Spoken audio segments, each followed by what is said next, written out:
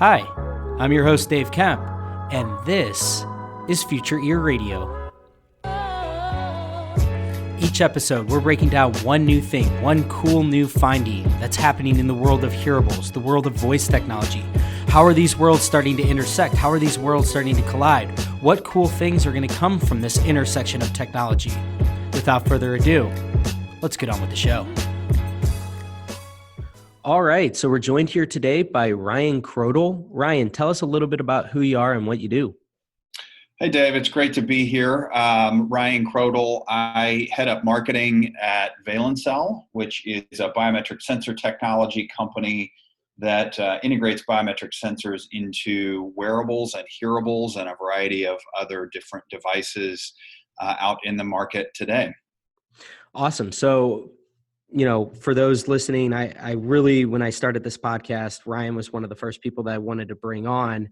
I'm very heavy on voice and just like the whole voice technology space. But when I think about wearable technology and particularly hearable technology, and I think about like the future use cases of it, one of the big ones in my eyes is biometric data. And I think this idea of capturing biometric data, but ultimately what that leads to. And that's going to be the conversation that we're going to have today, is this idea of, the idea that we started with Fitbits and inertial sensors and capturing things like, step count.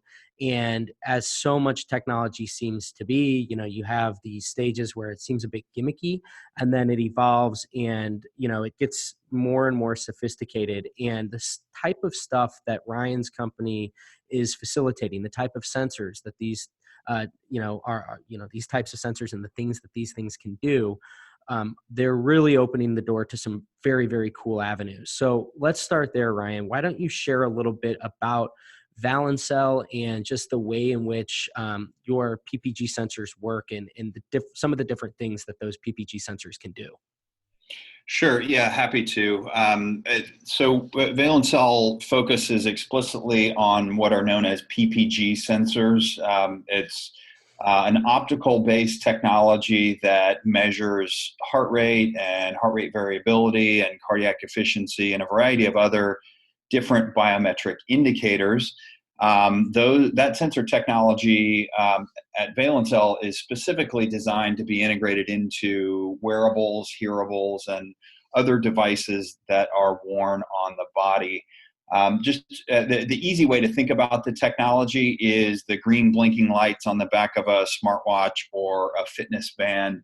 That is a PPG sensor technology, and very likely it's Valencell technology incorporated in that. Our technology has been embedded into north of 40 different devices that have come to market from a variety of different, very large consumer electronics companies and on down to small startups as well.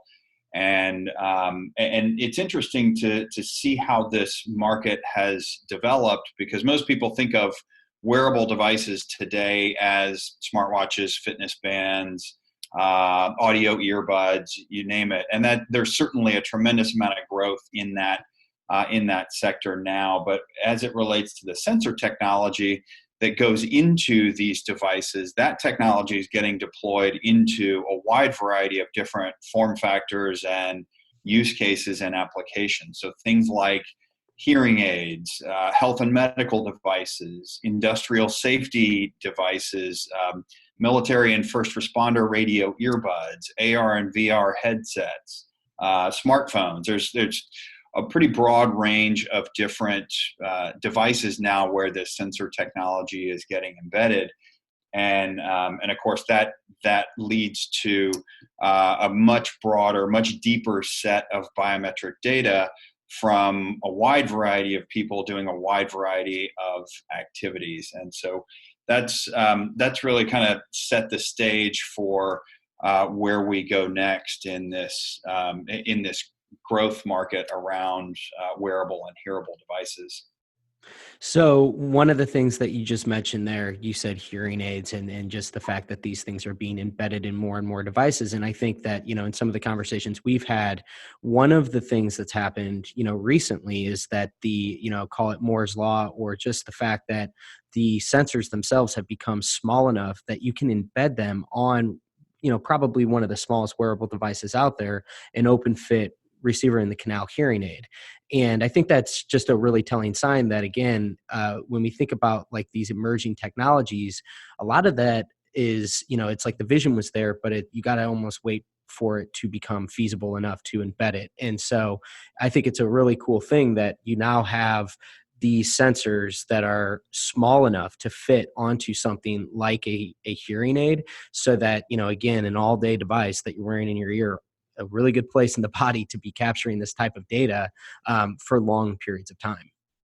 Yeah, that's exactly right. It's we've spent a great deal of time miniaturizing this technology to not only make it more comfortable to fit on something like a smartwatch or a wrist-based device, but also in the ear. Obviously, there's a very limited amount of real estate to work with, and also battery life to work Mhm. with. And so not only is it about miniaturizing the sensor technology from a physical footprint standpoint, but also making them extremely power efficient in being embedded into something like a hearing aid that, as you pointed out, is worn all day, every day, Mhm. and is as you start adding new capabilities to those devices, obviously that does require more power, but as long as those new capabilities like biometric sensing technology can be power efficient, you can still get the same level of battery life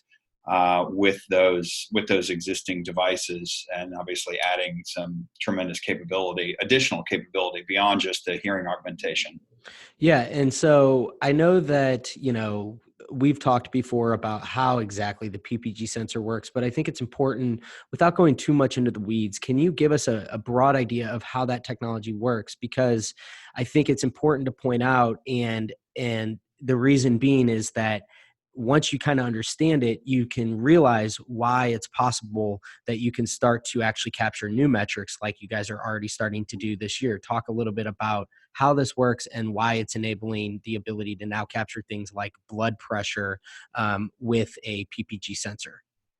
Yeah, that's a great point. And I mentioned earlier the green blinking lights on the back Hmm. of a smartwatch. That's the most obvious implementation of this technology.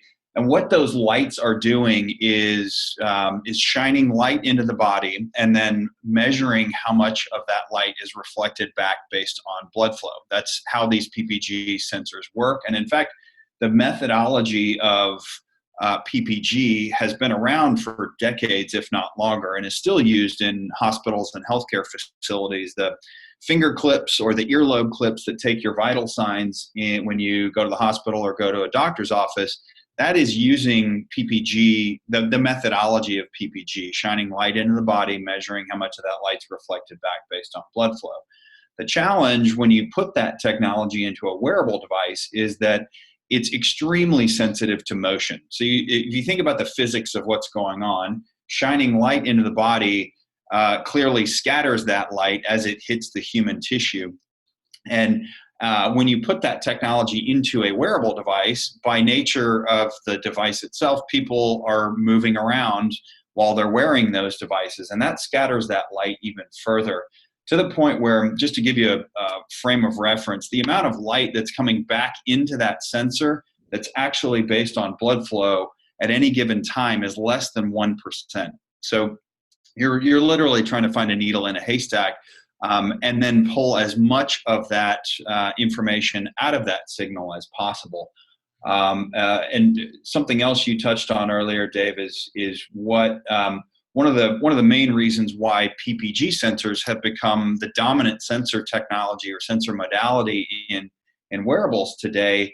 One is because of some of the things we talked about earlier in terms of the size and the comfort and the power efficiency, but also because there's a tremendous amount of information you can get out of a PPG signal.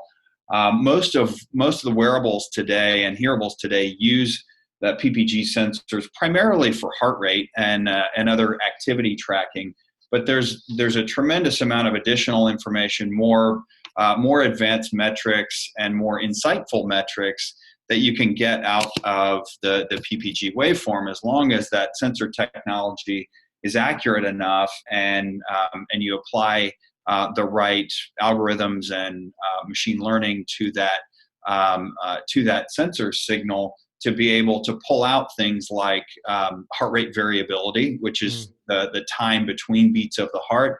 That has well-proven indications for both fitness level as well as cardiovascular conditions. In fact, if you have seen a lot of the news recently about wearables being able to detect atrial fibrillation, that's exactly how it is detecting atrial fibrillation, is measuring the time between beats of the heart. And there's a very specific pattern that shows up when you analyze that heart rate variability data that can indicate atrial fibrillation. But there's also additional metrics that you can get out of a PPG waveform. And Dave, you alluded to this.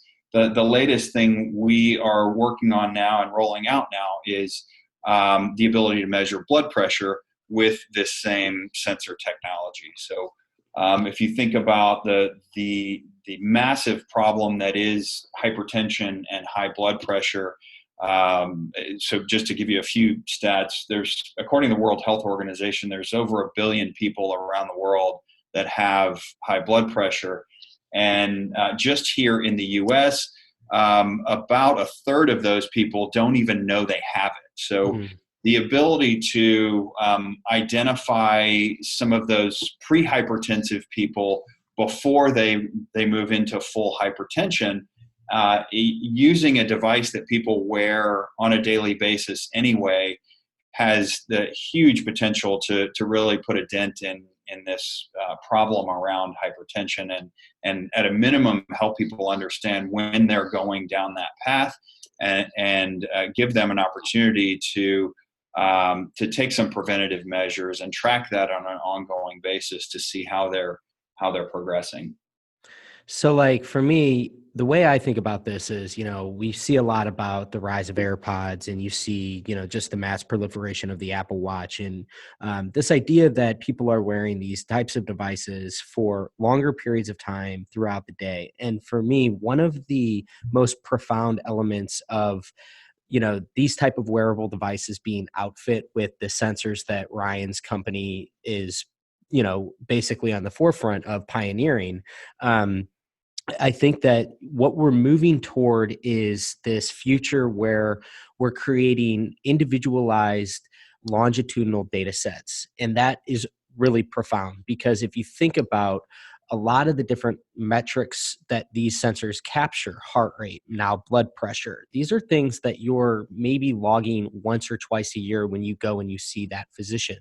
And so when you are logging those metrics on the minute, on the hour, for as long as you're wearing these devices, you create a data set that can then serve as a benchmark, so that you add a layer of machine learning on top of this, and you can start to see how this serves as a preventative health tool. I see preventative health as being one of the major use cases for wearables in general, be it ear-worn wearables or wrist-worn wearables, wherever you're wearing them.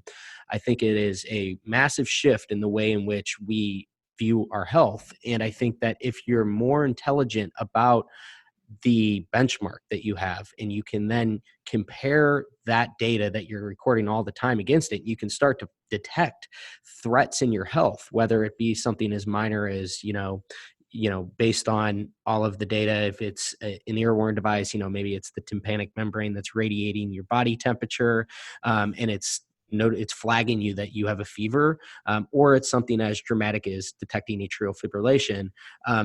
That's what these devices are really graduating up toward. And I think it's just a really fascinating new way to think about these, because they then start to move way more away from this idea where they're kind of gimmicky. A glorified pedometer is what they started out as, in terms of the commercial consumer wearables like a Fitbit, into truly life-saving devices.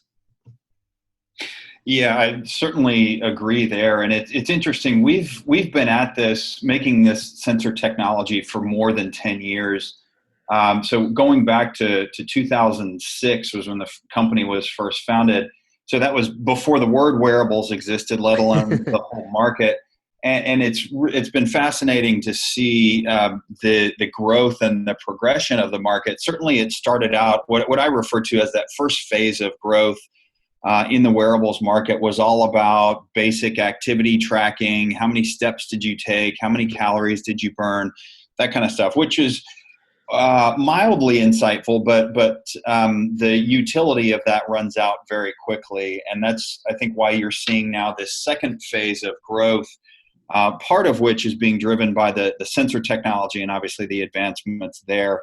But also people are recognizing that the value in wearable devices, certainly from a longitudinal standpoint, is getting deeper insights into how your body's responding to whatever you're doing, whether that's running a marathon or sitting on a Hmm. couch or managing a disease, whatever it might be. Hmm. You need those deeper insights into how your body's responding to those activities. And the way you do that is with advanced biometric sensors. And I think you correctly pointed out that this is part of a broader trend around this shift in the healthcare delivery, going from a point in time reactionary approach, which is where we have been for decades, and certainly in many cases still are, moving towards a proactive continuous monitoring approach where you see an individual and you set an individual baseline for you as a person, and Hmm. then you get access to healthcare and healthcare delivery based on deviations from that baseline that are personalized to you and not just because it happened to be time for your annual doctor's appointment. You're starting to see that shift, and there's obviously a lot of other Yeah. elements of the healthcare system that are moving in that direction as well. And it's a long, slow journey, but it's pretty clear at this point that that's where we're going. Yeah.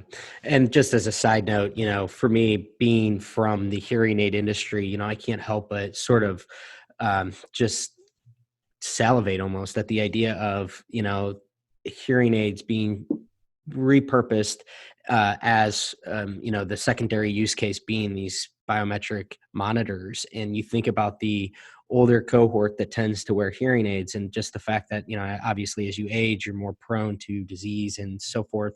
And so this idea of having this secondary use case is so compelling to me, and it's only going to become more and more compelling.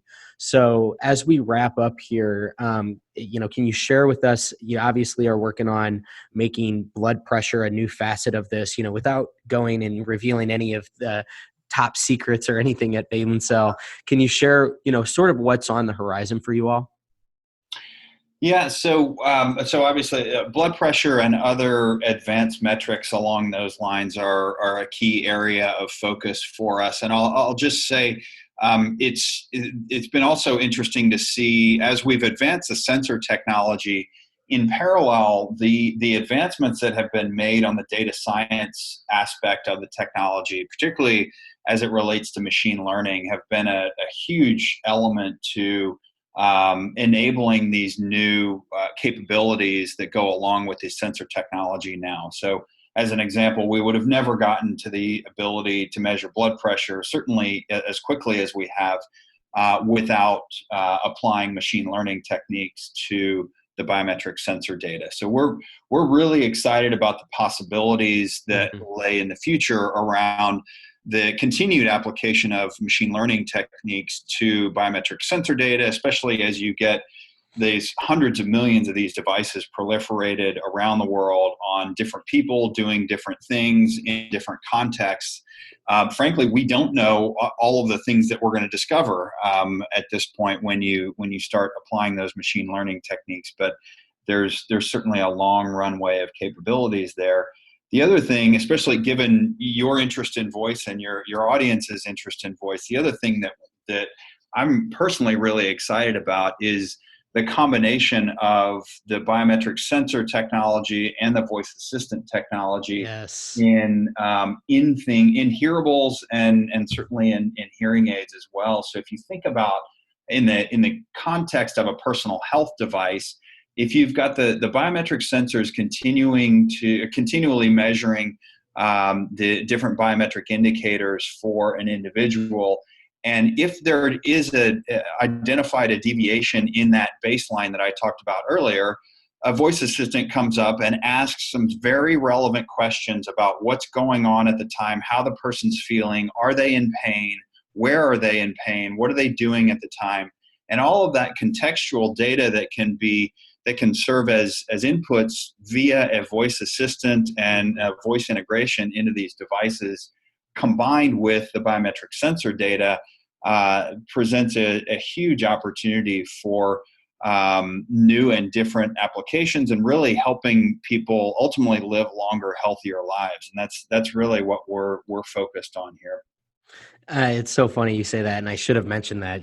Thank you for pointing that out, because that's really, I see there being a total marriage between voice technology and biometric sensors. And to your point, I remember I wrote a piece earlier this year, sometime in 2018, where it was all about what I called the nurse Siri. And it was this idea of, the Apple Watch or AirPods or made for iPhone hearing aids, whatever it might be, with the type of sensors that you all produce. And, eventually it gets to the point to where you go to the doctor's office and, I had a drawing where I have like Siri sitting next to the patient, and she's like, she's basically describing to the doctor, well, on Wednesday he had a fever of 102. And, so she's kind of like giving all of the rundown of what his health data was like. But I think that, to your point, there is a ton that can be gleaned from the data, but then also you can add in some contextual insights, just like you said, where it proactively prompts you to say, like, what's going on? Like, where are you right now? Are you working out? So it's asking more insightful questions to just make even more sense of that data. So I think there's, probably a second episode in the future for us to just talk about that. And this certainly won't be the last time that I have you on, because, obviously you're a fascinating guest and I appreciate you coming on. So for everybody who listened in this week, thanks for joining, and we will chat with you next time. Cheers. Thanks for tuning in today. I hope you enjoyed this episode of Future Ear Radio. For more content like this, just head over to futureear.co, where you can read all the articles that I've been writing these past few years on the worlds of voice technology and hearables and how the two are beginning to intersect. Thanks for tuning in, and I'll chat with you next time.